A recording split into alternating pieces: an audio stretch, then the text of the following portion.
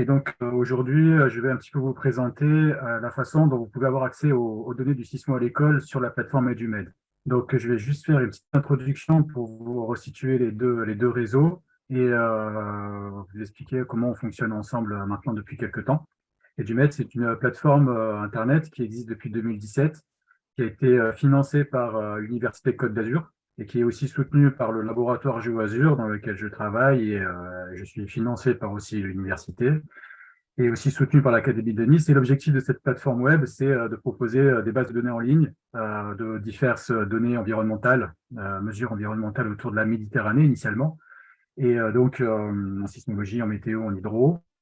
C'est aussi une plateforme qui donne accès à des outils en ligne qui ont été justement développés pour pouvoir travailler en connexion avec les données en ligne proposées sur EduMed. Donc, c'est ce qu'on va voir tout à l'heure, un exemple de logiciel en ligne, c'est Tectoglob 3D qui est développé par Philippe Constantino. Et c'est une plateforme qui propose aussi un espace à des profs avec une concentration de production pédagogique. Le Sismo à l'école, je ne vous présente pas, hein, ça reste quand même un réseau qui a été un des plus larges en termes de réseau éducatif au niveau national, mais même international. Donc, il y a plus de 80 établissements qui ont hébergé à un moment donné une station sismologique. Et aujourd'hui, ça reste un réseau encore actif en termes de production de données, puisqu'il y a une quinzaine de stations qui sont en ligne actuellement. Et je pense qu'il y a d'autres stations qui peuvent être mises en ligne, mais qui ne sont pas forcément utilisées. Donc, ça peut un peu s'élargir. Donc, les données du réseau Sismo à l'école apparaissent aujourd'hui sur le site donc de cette plateforme EduMed, aux côtés de réseaux éducatifs qui sont dans d'autres territoires. Donc, des territoires en Guadeloupe, des territoires aussi en Sicile, par exemple. Et avant de vous présenter sous quel format et sous quelle forme sont accessibles ces données, je vais juste vous faire une petite différence entre la philosophie qui était au niveau du site web et du Sismo à l'époque, et la philosophie du site web d'EduMed. Donc à l'époque du Sismo à l'école, on avait donc c'était une diffusion de données il y avait un traitement de l'ensemble des séismes qui étaient identifiés dans des catalogues. Et il y avait des routines informatiques qui étaient capables de détecter s'il y avait des stations du réseau à proximité, du réseau Sismo à l'école, si en fonction de la distance et de la magnitude, il y avait potentiellement l'enregistrement d'un passage d'onde sismique, ce qui faisait qu'il y avait une énorme quantité de données accessibles en ligne, mais dans ces énormes quantités de données, il y a pas mal de faux positifs, parce que des fois, beaucoup, en fait, souvent, on était à la frontière entre la distance, la magnitude, donc on ne voyait pas forcément quelque chose. Nous, au niveau d'EduMed, on a beaucoup moins de données en ligne, mais en gros, chaque fois qu'il y a un jeu de données qui est disponible, il est utilisable en classe.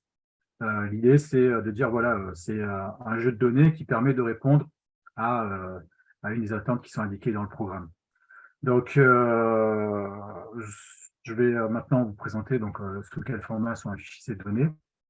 Donc, je vais basculer sur le site web, puisque la connexion chez moi est plutôt bonne. Hop. Donc, ici, vous avez le site web d'EduMed, c'est edumed.unis.fr. Donc, vous avez un espace qui s'appelle Data Center Seismo. Vous ouvrez la page dédiée, et voilà. Donc, à ce niveau-là, vous avez toutes les ressources disponibles en sismologie. Donc, les données du sismo à l'école vont apparaître sous deux formats différents. Sous des formats de dérouleurs journaliers, je décris ce que c'est après, et sous des formats de sismogrammes, c'est-à-dire de données numériques. En ce qui concerne les dérouleurs journaliers, vous avez la possibilité de regarder ce qu'il se passe au jour courant. Donc, par exemple, si vous cliquez sur mouvement du sol, donc vous allez obtenir donc ces dérouleurs journaliers, ce sont des images. Je vais décrire ce que ça veut dire juste après. Et donc, vous voyez, en fait, les données du réseau Sismo à l'école sont au milieu de données d'autres réseaux éducatifs. Par contre, pour chaque image, il y a toujours trois informations qui sont données. L'acronyme de la station, la ville et bien entendu la source des données. Donc, au niveau d'EduMed, on n'a pas la vocation de dire, voilà, EduMed, c'est un méga réseau. Non, non. EduMed, c'est une plateforme qui existe et qui permet la diffusion de données de sources diverses. Donc, vous avez des données éducatives, du Sismo à l'école, de réseaux éducatifs en Roumanie, en Sicile et autres. Et bien entendu, sur cette même page, vous avez aussi accès à des données de recherche. Alors, on a sélectionné au niveau métropolitain et dans d'autres territoires quelques stations de recherche, parce que c'est toujours intéressant de mettre en miroir ce qu'enregistrent les stations semi-pro dans les établissements avec des stations professionnelles déployées donc à proximité d'établissements scolaires. Donc, en partie supérieure, les données éducatives, et en partie inférieure, comme par exemple ici, des données de recherche. Donc, le dérouleur journalier, c'est quoi? Ben, comme il y a Geoffroy, on va prendre RMSF, par exemple. Donc, je clique sur RMSF. Donc, j'ai un dérouleur qui s'affiche. Donc, le dérouleur, c'est une image. C'est une image qui illustre les mouvements du sol à une station à un moment donné. Et, enfin, pour une journée donnée. Donc là, c'est ce dérouleur donc, qui fournit bien entendu de nouveau l'acronyme de la station, la source des données, toujours. Et ensuite, il y a des informations qui sont intéressantes. Tout d'abord, il y a la date. Donc, par exemple, ici, on est en date du 14 juin 2023, c'est aujourd'hui. On a sur la partie gauche, au niveau de leurs données, il y a des nombres qui sont donnés, ce sont les heures, donc les heures d'enregistrement. Donc, il y a une ligne correspond à une heure d'enregistrement. Donc, en fin de journée, on a 24 lignes. Et petite subtilité, comme on est en sismologie, il y a une convention qui veut que le temps est donné en temps universel. C'est-à-dire que, eh bien, comme les séismes sont des objets qui sont travaillés, étudiés par des instituts de recherche variés dans le monde entier, c'est plus facile si on veut faire de l'extraction de données, de travailler en heure UTC, parce que si on devait à chaque fois faire des corrections par rapport à l'heure locale, et si en plus il y a des variations d'heures d'été et d'heures d'hiver, c'est compliqué. Donc, à chaque fois, quel que soit le dérouleur journalier qui est proposé, ça sera toujours en heure UTC. Et enfin, la dernière information, après la date et les heures, eh bien, ce sont ces lignes. Hein. Donc, c'est une illustration de l'amplitude des vibrations du sol, donc d'heure en heure. Les couleurs bleu-rouge, c'est simplement pour faciliter la lecture, ça n'a pas d'intérêt particulier. Donc, voilà, cet espace-là, ça permet d'accéder à de la donnée. Alors, ce n'est pas en direct. La fabrication de dérouleurs par rapport à nos machines virtuelles qui font tout ceci et à la quantité de données qu'on a, on fait ça à peu près toutes les 20 minutes, 30 minutes. Je crois que c'est 30 minutes ce qu'on a mis, c'est pour ne pas surcharger les machines. Voilà. Donc, les 30 minutes, on a une mise à jour toutes les 15 minutes, on a une mise à jour de les enregistrements. Donc voilà pour ce qui est de la possibilité de visualiser des vibrations du sol au jour courant sous forme d'image. Alors bien entendu, ça c'est pour aujourd'hui, mais par exemple, on peut aussi travailler sur des données archivées. Donc à ce niveau-là, donc, vous avez la possibilité donc, d'aller faire des requêtes de dérouleurs journaliers. Alors cette fois-ci, sur cette page, on a regroupé les stations en fonction des réseaux. Hein. Donc vous voyez les réseaux IML ici, les réseaux Sismo à l'école, les réseaux de recherche. Donc la partie gauche, c'est une partie de sélection de données. La partie droite, c'est une partie où on peut choisir des dates. Et alors là, donc on va dire, je vais faire quelque chose au hasard. Donc je vais sélectionner des stations du Sismo à l'école, donc dans l'Est. Donc, vous voyez, j'ai pris à la station ALSA, la station Force, MRDF, MTMF aussi. Je vais peut-être oublier, mais c'est pas grave. Et par le plus grand des hasards, je vais aller chercher ce qui s'est passé, je sais pas, le 29 mai, alors, par exemple. Donc, lorsque vous faites ceci, une fois que vous avez sélectionné vos stations et votre intervalle temporel, que ce soit, donc pour une même journée, vous mettez 2 fois la même date. Pour plusieurs journées, vous mettez une date de début, une date de fin. Vous cliquez sur les choisis, voir les résultats de la requête, c'est au-dessous, voilà. Et donc là, vous avez des dérouleurs journaliers qui s'affichent pour des journées pour lesquelles vous avez fait une requête. Donc si par exemple, je vais sur la station de Fort Spire, eh bien voilà, ici, vous avez le dérouleur journalier avec les 24 lignes, c'est normal puisque c'est une requête sur une journée passée. Et donc là, ce qui est intéressant, c'est, oh ben voilà, par exemple, je vois que sur les 24 heures d'enregistrement, eh bien, j'ai un signal qui se démarque nettement du bruit qui semble ambiant au niveau de la station, au niveau d'établissement.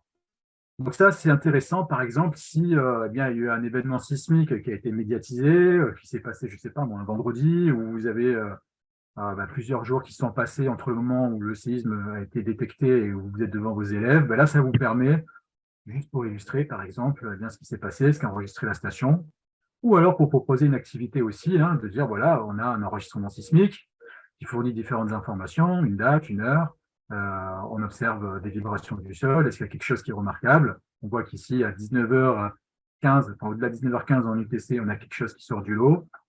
On peut poser la question, qu'est-ce qu'on a pu enregistrer? Donc, il y a plusieurs hypothèses qui peuvent être posées, les plus farfelues et les plus évidentes. Donc, si c'est un séisme, bien entendu, l'idée, c'est d'aller chercher quelque part une donnée annexe pour pouvoir confirmer ça. Et donc, aux côtés donc, de ces dérouleurs journaliers, on propose aussi, au niveau de la plateforme, un accès à de la sismicité, un catalogue de sismicité. Donc, ce n'est pas un catalogue de sismicité du MED, nous, on ne fait pas ça, on n'a pas la compétence.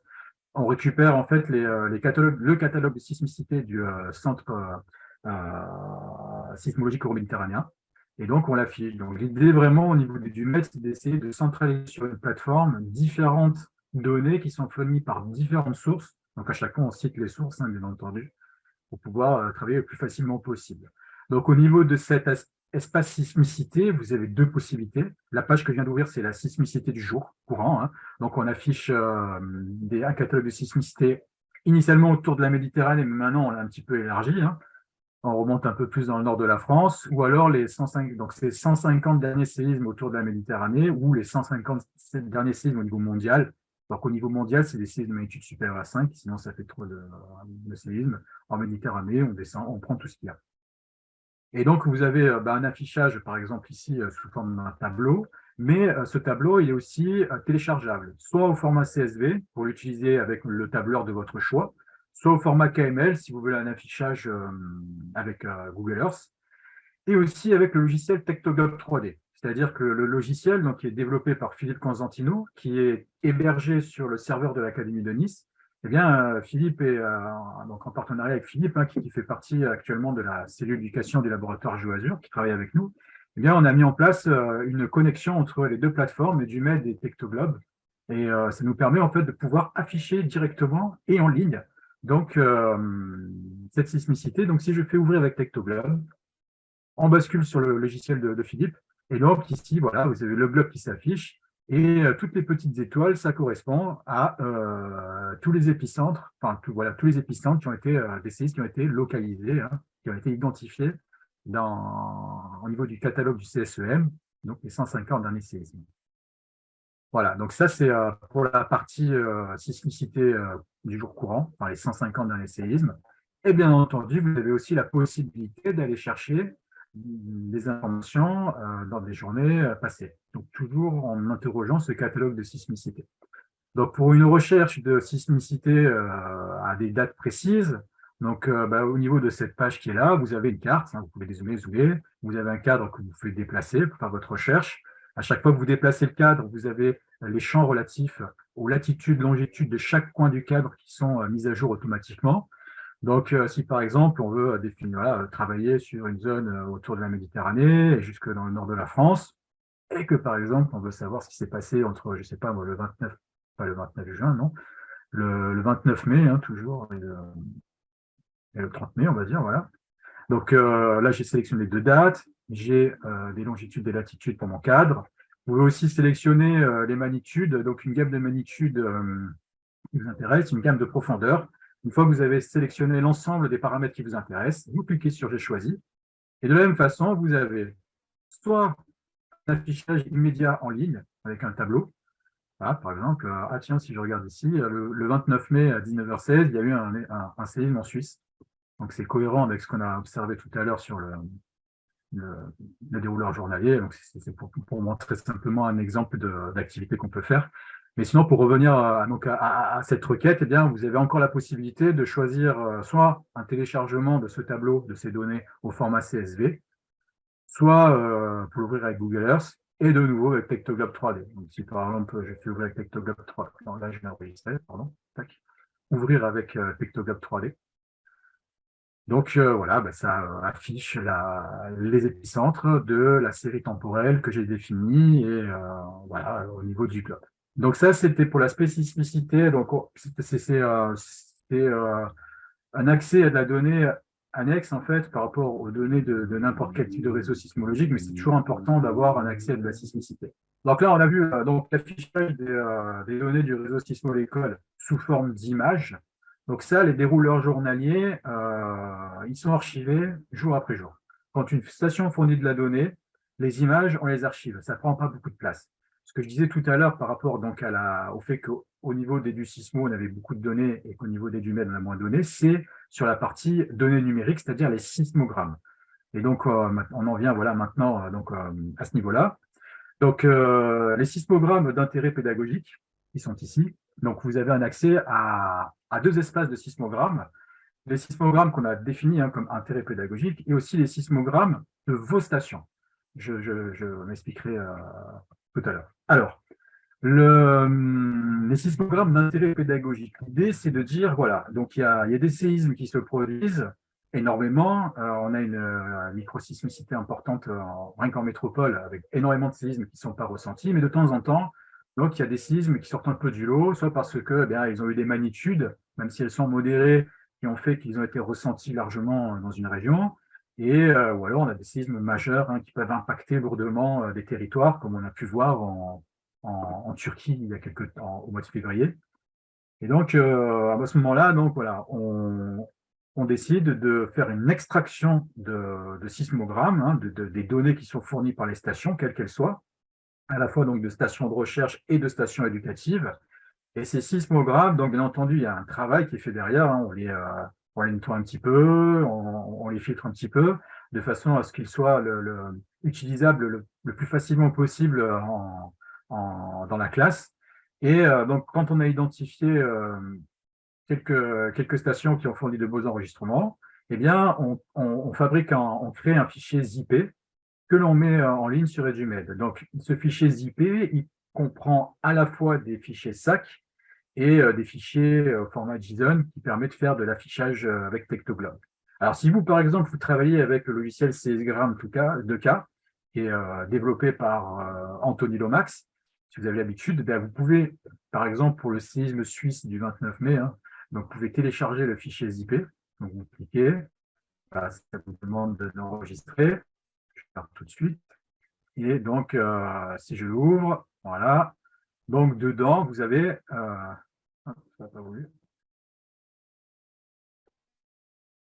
Ah, allez, je vais le chercher à la main. Hop, téléchargement. Voilà, dedans, ce fichier zippé, vous avez donc les fichiers SAC que vous pouvez utiliser avec CSGram 2K, pardon, et donc ces petits fichiers JSON, eux, ils ont une utilité pour l'affichage sur Tectoglobe 3D. Et donc, c'est ce que je vais vous montrer tout de suite. Donc, soit vous téléchargez pour utiliser en local, dans votre état, donc sur vos machines, soit vous faites directement afficher avec Tectoglobe 3D. Et là, l'avantage, donc direct, c'est que c'est configuré pour s'ouvrir directement sur la zone concernée par ce séisme. Donc là, au niveau du globe, ça vient directement sur la métropole. Et donc, sur la gauche, ici, vous avez l'ensemble des stations qu'on a choisies pour illustrer ce séisme, les stations donc, qui ont fourni des sismogrammes. Alors, on n'a pas toutes les stations éducatives qui sont forcément dans le coin, il y en a d'autres qui ont pu enregistrer quelque chose, parce qu'il y a aussi un souci de taille, de taille de fichier. Si on mettait toutes les stations qui ont enregistré le séisme, ça ferait quelque chose d'assez lourd, et ce n'est pas forcément efficace pour un affichage en ligne. Donc, on sélectionne un peu, alors soit les stations les plus proches, soit les stations qui ont les plus beaux enregistrements. Donc là, on a fait une sélection de stations, donc au niveau régional et même un peu plus. Et donc, sur la gauche, donc, vous avez les acronymes. Donc là, c'est un peu anonymisé. Par contre, sur la droite, ici, vous retrouvez donc des enregistrements au format sismogramme, c'est-à-dire que là, c'est vraiment des données numériques. Vous pouvez zoomer, déplacer, aller observer. Comme à l'habitude, pour chaque station, donc ici, on a l'acronyme, on a le réseau qui a fourni la donnée. Donc, la première station qui est ici, c'est une station qui s'appelle CHNF, qui est opérée par le réseau national français RSIF, qui s'appelle maintenant ECOS France.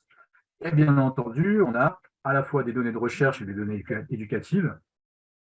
Et donc, pour ce qui est des données éducatives, ici, par exemple, on a ALSA, Réseau Sismo à l'école, on a MRVF, Réseau Sismo à l'école. On a mis aussi une station de recherche en Italie. Elle avait une donnée qui était intéressante. Une station aussi qu'on a, nous, dans notre réseau. Donc, c'est une station Raspberry Check. Donc là, par exemple, Cyril et Bertrand, vous pouvez voir une différence des enregistrements entre des vibratos et des Raspberry Check. Mais on pourra en rediscuter plus finement plus tard. Et donc, voilà. Donc, l'idée, c'est avec Tectoglobe 3D, c'est de pouvoir travailler avec ces sismogrammes. Alors, ce qui est intéressant avec Tectoglobe, c'est que quand vous déplacez le curseur de votre souris, eh bien, le curseur affiche, enfin, le pointeur de la souris, la flèche, affiche un curseur, donc une barre verticale, auquel est associée deux informations. Sous le sismogramme, il y a une heure, donc ici par exemple c'est 19h16-24, donc c'est l'heure UTC qui correspond aux échantillons qui se situent au niveau du curseur. Et en partie supérieure, on a un temps en secondes. Donc, par exemple, ici, si je le mets là, j'ai 5,3 secondes.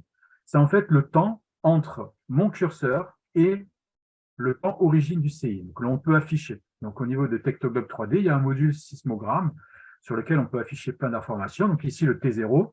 Vous voyez bien, le T0 est au même endroit sur chaque sismogramme. Par contre, on voit que bien, les ondes, on ne les enregistre pas au même moment parce qu'il y a un classement automatique par distance qui est fait. On peut le désélectionner, mais donc des stations. Et donc, par exemple, ici, là, on peut faire un travail sur des temps d'arrivée. Hein, il suffit de placer le curseur, on a le temps d'arrivée entre la P et le T0. On peut aller travailler avec l'odochrone, donc ce graphique qui nous permet de lier les temps d'arrivée théoriques des ondes avec une distance. Donc, si par exemple, au niveau de la station, on va aller voir au niveau de la station de Geoffroy. Donc, les ondes sismiques sont arrivées à 50 secondes après le T0. Donc, je vais regarder un petit peu ce que ça donne en termes de distance en kilomètres autour de 50 secondes. Voilà, on est à 379 kilomètres. Cette distance, je peux ensuite, avec l'Ectoglobe, dessiner des cercles de vitesse. Donc action, ajouter, gérer objet, cercle de distance. Je vais cliquer sur la station de Geoffroy. Et ici, j'ai perdu mes fenêtres de réglage qui est là. J'avais dit 51 km, je crois, de mémoire. Je fais attention à ce que cela m'affiche bien une distance en kilomètres. Ah, 50, moi, je fais très rapidement. Hein. Et voilà. Donc, c'était pas ça que j'ai voulu faire. Alors, je vais retourner sur les sismogrammes. Je vais tromper. La bonne distance calculée au niveau des RMSF. Elle est où? Elle est là. Paf. Voilà, ici. Donc, on voit que l'on peut dessiner, travailler sur de la triangulation. Hein. Alors, bien entendu, cet hodochrone, il est construit sur le modèle PREM. Pourquoi? Parce que c'est le modèle qui est affiché dans les programmes d'enseignement. Ce n'est pas forcément le plus efficace. Et on va le voir tout de suite en utilisant, par exemple, un autre module qui est l'affichage de temps d'arrivée des ondes. Donc, quand on clique sur ce temps d'arrivée des ondes, donc on voit qu'on a d'autres curseurs qui s'affichent sur les signaux. Donc, par exemple, on voit, on va prendre une station bien proche, par exemple celle-là, à Portvire, je ne sais pas comment ça se prononce, je sais pas, je prononce bien. Donc, par exemple, on voit ici que le curseur qui est pointé pour le temps d'arrivée de la P, il n'est pas bien calé. Pourquoi? Parce qu'il y a deux possibilités. Si nous, en amont, dans les fichiers JSON, c'est-à-dire des petits fichiers de métadonnées, on renseigne un temps d'arrivée pour l'onde P, eh bien, on pourra afficher le temps d'arrivée que l'on a observé. Comment est-ce qu'on fait la différence entre un temps d'arrivée que l'on a pointé nous ou le temps d'arrivée qui est calculé avec le modèle PREM? Eh bien, c'est tout simplement, à chaque curseur est associé un caractère, P majuscule ou S majuscule, onde P, onde S. Si c'est entre parenthèses, eh bien, cela voudra dire que c'est un temps d'arrivée théorique. Si c'est sans parenthèse, ce sera un temps d'arrivée observé. Donc ça peut être intéressant hein, pour regarder un petit peu l'influence du modèle sur, ou l'influence plutôt du travail sur l'arrivée des ondes P pour arriver à améliorer un petit peu les modèles de vitesse et de voir un petit peu, quand on a un modèle, les erreurs d'incertitude qu'on peut avoir. Donc voilà, c'est toutes les possibilités que permettent un peu de faire Tectoglobe 3D. Et de temps en temps, quand on a des séismes un peu plus, on va dire, marquants, comme le séisme de Turquie, on peut rajouter d'autres informations que simplement afficher sur un territoire donc, localisé sur la zone qui nous intéresse pour le séisme et les sismogrammes. Je vais montrer tout de suite. Je vais chercher le séisme de Turquie. Par exemple, là, donc, même exercice, là, on va se retrouver avec on va se retrouver au niveau de la zone ici. Donc, par exemple, donc ici c'est le même principe, on a des stations, hein, donc on a des stations un peu partout. Par contre, ce qu'on peut aussi ajouter nous dans ces fichiers de métadonnées, c'est la possibilité de rajouter des cartes. Donc, par exemple, ici, on peut faire un travail de localisation très bien, tout ça. On peut rajouter de la sismicité. Et donc, on peut aussi rajouter des cartes et les rendre visibles. Et donc, voilà, on peut superposer une carte de la structure tectonique régionale. Et donc, en fait, ceci, ça permet de faire un travail depuis donc l'observation de sismogramme pour observer donc un événement sismique, pour le décrire, pour le comprendre, mais aussi pour aller jusqu'à la sensibilisation au risque sismique pour montrer qu'effectivement, voilà, on est dans un territoire qui est au niveau de la Turquie, qui est constitué donc de grands réseaux faillis, hein, ce sont des limites de plaques, qui sont transformantes. Et ben, de temps en temps, comme on est justement au niveau de ce contact, hein, il y a, les frontières de plaques sont des zones de blocage qui s'opposent donc au mouvement des plaques. Et ce blocage, donc c'est une contrainte qui entraîne une déformation des roches. Quand la déformation n'est plus supportable, les roches, il y a une rupture qui se met en place dans les roches, donc, et cette rupture est accompagnée de vibrations, c'est le phénomène sismique. Donc voilà, c'est tout ce qu'on peut faire avec Pectoglobe 3D. Il y a une de possibilités. Donc bah, je vous invite de temps en temps à les regarder. Ce qu'il y a. Donc au niveau de la base de données, donc, du MED, on a quand même pu récupérer des données donc antérieures à 2017, parce que nous on a commencé en 2017, mais des données du réseau Sismo à l'école antérieures à 2017 qui étaient très intéressantes, notamment parce que on peut le voir avec Pectoglobe. Hein. Pectoglobe 3D, vous pouvez aussi y accéder simplement. Alors, attendez, j'ai la barre, je n'arrive pas à l'enlever. Voilà. Vous pouvez aussi simplement y accéder en ligne, hein, vous tapez Pictoglobe 3D. Et quand on fait un accès directement en ligne, eh bien, on peut avoir accès à des fichiers préenregistrés. Donc, par exemple, des sismogrammes intégrés. Et en gros, c'est des jeux de données qui sont utiles pour répondre à quelques points dans le programme d'enseignement. Alors là, donc là, c'est surtout pour la spécialité SVT en première. Et donc, notamment, quand j'utilisais des données un peu historiques du sismo, il y a la détermination de la profondeur du lot. Donc, et pourquoi? Eh bien, ce sont des anciennes stations sismologiques qui étaient déployées à un moment donné donc, au niveau du sismo. Donc, il y avait à Saint-Damas de Tende, au niveau de Nice, au niveau de Grasse et une qui est encore active à Draguignan. Et donc, chacune de ces données, ça vous permet en fait de travailler sur l'observation d'ondes particulières qui sont des ondes PMP. Ce sont des ondes qui se réfléchissent à la surface du mot. Donc là, par exemple, si vous faites un affichage des temps d'arrivée théoriques, vous voyez, il n'y a pas de parenthèse entre les ondes qui sont affichées, donc le caractère des ondes. Vous avez marqué P, PMP, sans parenthèse. Pour les ondes de surface, sans parenthèse, ça veut dire que c'est un temps d'arrivée théorique. Et donc là, parce que l'idée, c'est pas aller faire travailler les élèves sur la reconnaissance du nom de P, nom de PMP, mais l'idée, c'est juste de dire, voilà, c'est de récupérer les temps d'arrivée. Dans le fichier zip qui est associé sur EduMed, vous avez la possibilité d'avoir un tableur qui fait des petits calculs pour remonter à l'épaisseur du mot. Et donc ça, après, ça vous permet de travailler sur, justement, en affichant avec des modules qui sont disponibles sur Pectoglobe. Vous pouvez dessiner des coupes, tracer une coupe, par exemple ici. Vous voyez, si j'en fais ça. Donc ici, ça vous dessine. Je vais surajouter le mot. Voilà. Et donc, quand vous travaillez sur ça ne l'a pas affiché, je ne sais pas pourquoi. Hop. Quand vous travaillez sur l'identité, donc le calcul de points qui vous permet de définir la position du mot O, il me met un petit message d'erreur. Bon, je verrai après ce que c'est pas grave. Mais en tout cas, vous pouvez reporter vos points d'intérêt et à partir. Voilà, là, je sais pas, c'est zoomé. Ici, on a la limite du mot théorique pour le modèle PREM. Et donc, vous pouvez rajouter des points en faisant action, ajouter des objets et repères profonds. Et par exemple, si je fais ça et que je fais un point ici, par exemple, je vais le mettre à une profondeur de, je sais pas, 40 km, je dis n'importe quoi, c'est juste pour vous montrer. Voilà. Et donc, si je redessine ma coupe, à tracer une coupe là, qui passe par ce point, eh bien, quand vous faites ces petits exercices avec ces données historiques du sismo, vous pouvez accéder justement à des calculs de profondeur du mot. Vous pouvez comparer la profondeur du mot calculée à partir de données observées et de la profondeur du mot dans le modèle théorique. Donc voilà, ça c'était un peu un tour d'horizon de ce que propose Pectoglobe en termes d'analyse de sismogramme. Mais après, tout de même, comme vous avez compris, donc des fois, on ne met pas toutes les données éducatives dans les jeux de données pour travailler avec. Par contre, si une station enregistre un signe d'intérêt, on va quand même permettre aux enseignants et aux établissements de pouvoir afficher la donnée de leur station sismologique. Donc, il y a un autre espace qui s'appelle Ma Station. Et donc là-dedans, vous retrouvez toutes les stations qui ont fourni à un moment donné des données pour des séismes. C'est-à-dire qu'à chaque fois que vous allez cliquer sur une station, si par exemple, donc un peu ancienne, la station en Alsace, de Sismo à l'école, vous sélectionnez, vous pouvez choisir qu'une station, hein, c'est des boutons radio, vous ne pouvez pas faire une requête multiple.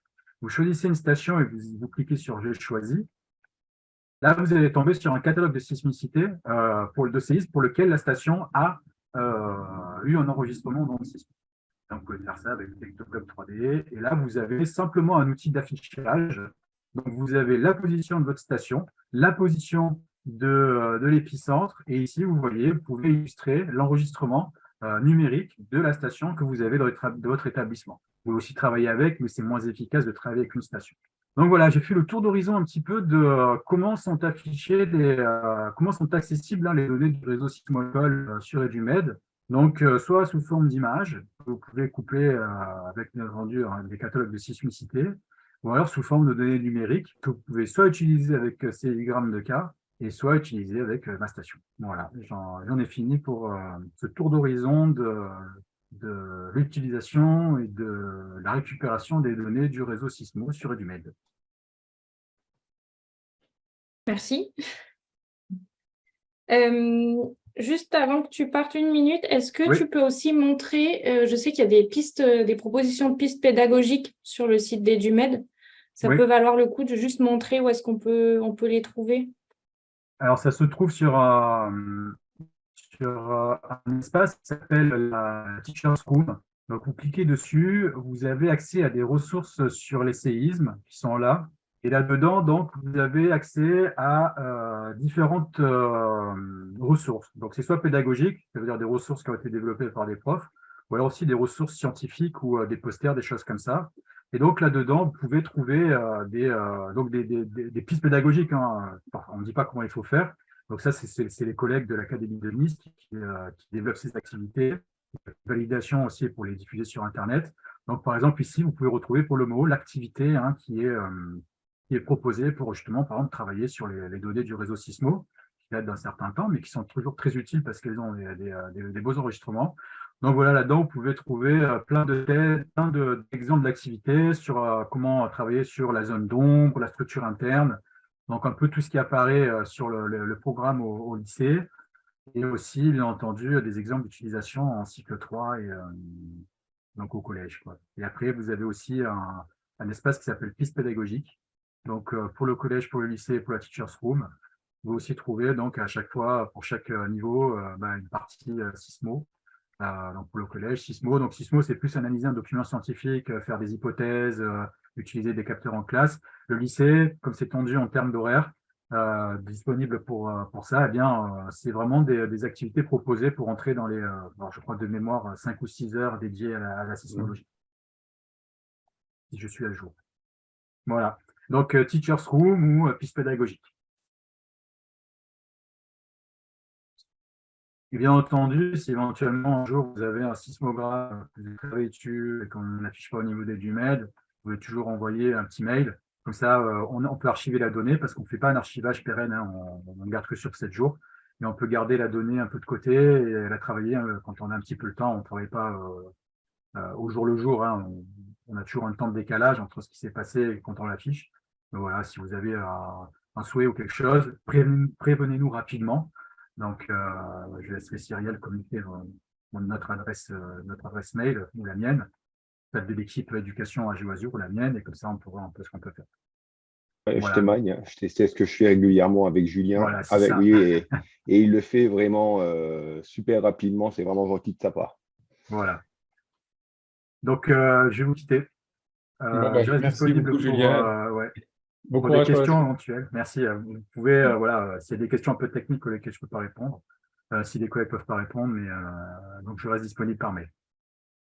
Merci. Cyrielle, bonne continuation. Merci.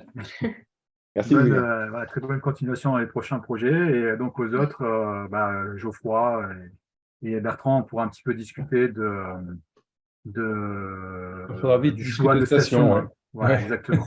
Je vous montrerai un peu plus en détail ce qu'on peut faire. Bonne continuation à tous. Bah, À merci à bientôt, toi Julien. et à Merci. bientôt. Merci. Au revoir Voilà. Jean-Luc et au revoir Jean-Luc. Patrick.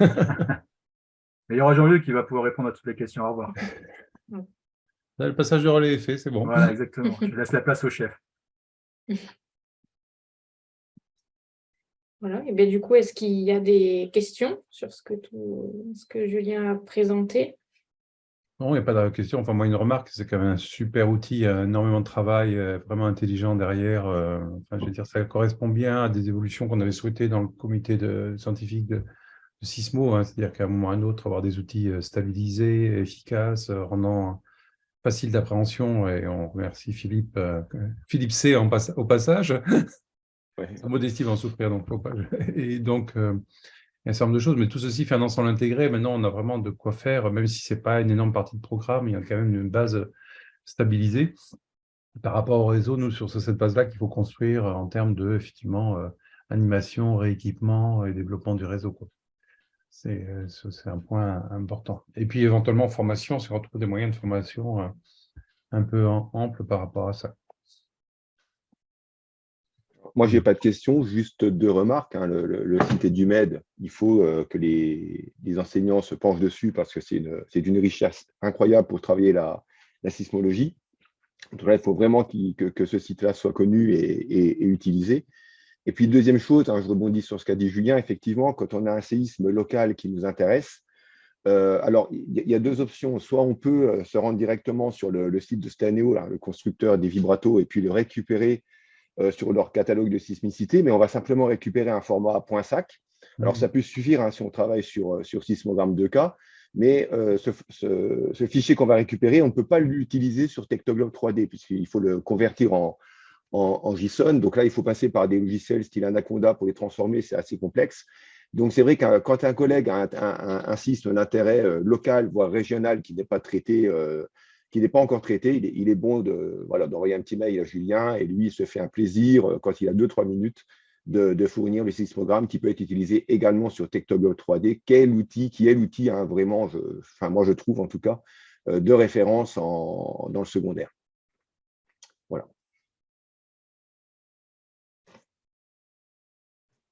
Tu as raison. Lydie, c'est vraiment Geoffroy, pardon. Geoffroy. C'est vraiment le site de référence. Après, les questions, j'en ai pas, puisque bon, c'est quelque chose qui me parle. Donc, voilà. Je peux dire quelque chose? Non, je ne peux pas dire. Oui. Si, tu as le droit. À part de dire bonjour. Non, récemment, donc, ça s'est passé à l'EGU de Vienne. Je devais faire une présentation justement du dernier séisme turc syrien avec Tektoglob. Et donc, j'ai demandé à Philippe quelque chose parce qu'en fait, je pense que l'outil absolu, ça reste l'étude de cas, c'est-à-dire on met dans un fichier zip ce que l'on veut, en fait. Et donc, moi, ce que je voulais, c'était montrer les répliques, la multiplicité des répliques suite aux 2 secousses principales. Et ce que Philippe m'a fait, parce que je lui ai demandé, c'est donc, en même temps de mettre les fichiers de stations choisis, on a mis un catalogue de sismicité du mois qui a suivi les secousses principales.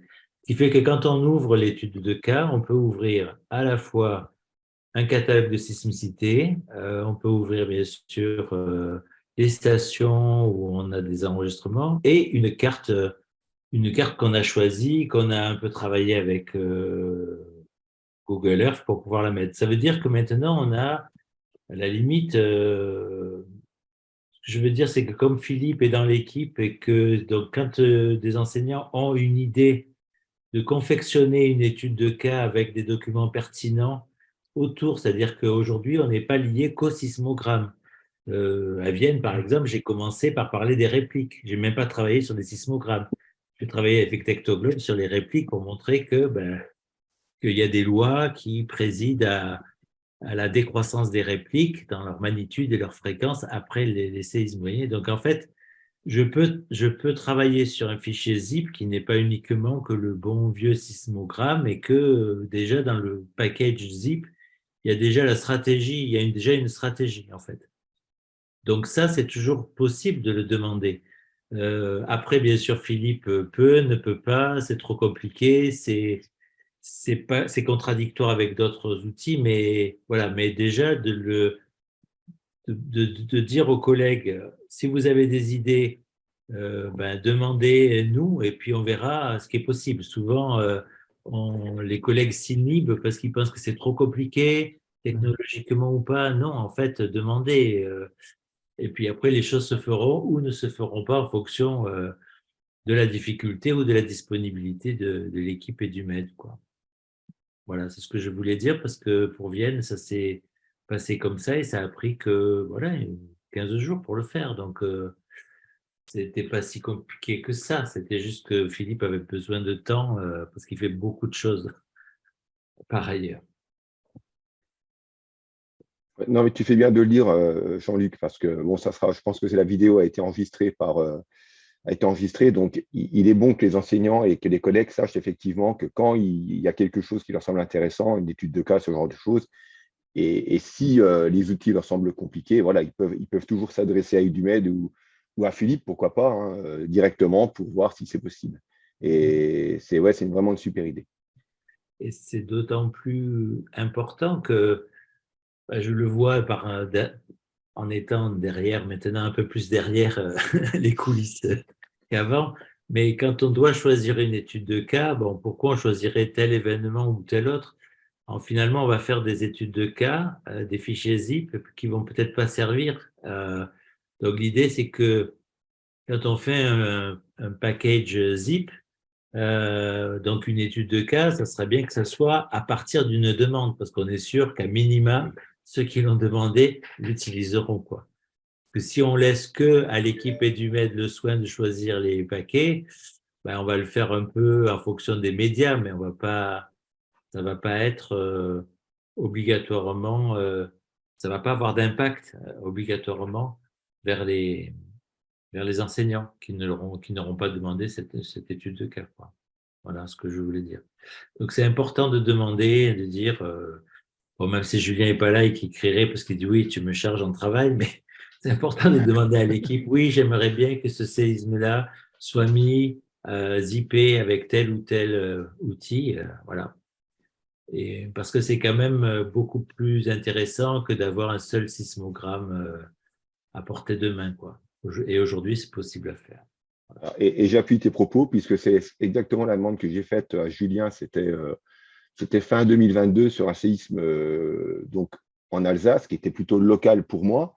Et effectivement, plutôt que de perdre du temps sur une extraction compliquée, j'ai demandé à Julien qu'il me fournisse ses fichiers, donc dans un catalogue zip. Et j'ai pu l'utiliser en classe avec mes gamins en quatrième. C'était vraiment super. C'était clé en main. Bon, après, le scénario pédagogique, c'est l'enseignant qui le crée, mais on a les outils, on a les sismogrammes, on a tout ce qu'on veut, et ensuite, à charge à nous de concocter l'activité. Et c'est vraiment clé en main, c'est super, tout simplement. Hein, Patrick, si on avait eu ça il y a 20 ans. Ouais, vous avez été encore plus remarquable, vous arrivez à faire ça sans. Oui. Non, mais sur la notion de. Moi, j'aime bien la notion de toute façon d'étude de cas, parce qu'elle est riche, elle permet aussi à l'enseignant de se dire voilà, j'ai plusieurs approches pédagogiques possibles en fonction du contenu du ZIP. Effectivement, ce n'est pas contraignant, il a des outils suffisamment denses et complet pour pouvoir avoir plusieurs approches possibles, et il peut aborder, comme tu l'as fait à l'EGU, les choses de manière très différente. On va dire d'une manière classique, si on veut faire de sismo standard, ou des choses qui pourraient être plus orientées risque, voilà, compréhension globale, éducation aux data, des choses comme ça. Donc voilà, ça c'est un point.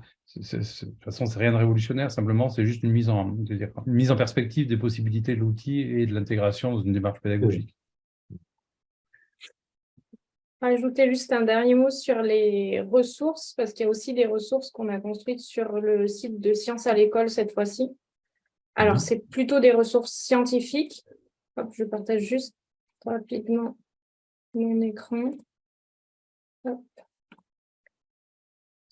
Voilà, donc là, c'est sur le site vraiment de Sciences à l'école, dans la partie sismo à l'école. Dans les ressources, on a donc des fiches ressources scientifiques qui sont assez récentes. Et en fait, là, le but, c'est vraiment d'aller rapidement. C'est des fiches qui font 1-2 pages maximum.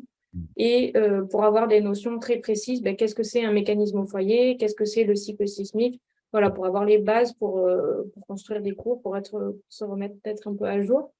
Ensuite, on a la catégorie ressources pédagogiques. Là, c'est juste en fait les webinaires qui sont enregistrés. Vous avez le lien vers la chaîne YouTube sur tous les webinaires qu'on a pu faire dans le cadre du réseau.